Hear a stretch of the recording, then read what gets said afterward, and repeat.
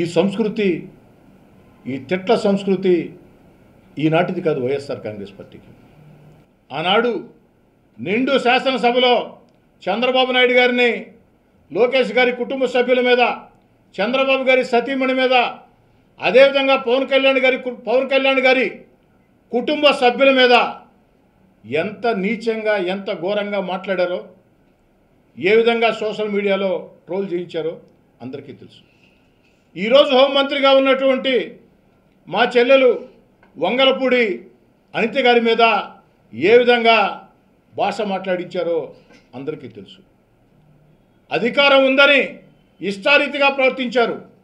ప్రజలు కుక్క కాటుకి చెప్పు దెబ్బ అని ఆ యొక్క ఎన్నికల వేళ వీరు చేసే నీచ రాజకీయాలకి గుణపాఠం చెప్పి, అయ్యా ఆంధ్ర రాష్ట్రంలో వైఎస్ఆర్ కాంగ్రెస్ పార్టీ అధికారంలో కాదు ప్రతిపక్షంలో కూడా కూర్చునే అర్హత లేదని 11 సీట్లకి మిమ్మల్ని దిగజార్చిన పద్ధతులు మార్చుకొని బాధ్యత గల ఒక రాజకీయ పార్టీగా ప్రజా సమస్యల్ని ఎత్తి చూపి బాధ్యత గల ఒక రాజకీయ పార్టీగా, ఎందుకంటే ప్రతిపక్ష హోదా ప్రజలెటు మీకు ఇవ్వాల, కాబట్టి కనీసం ఒక బాధ్యత గల రాజకీయ పార్టీగా ప్రజా సమస్యలు పట్టించుకొని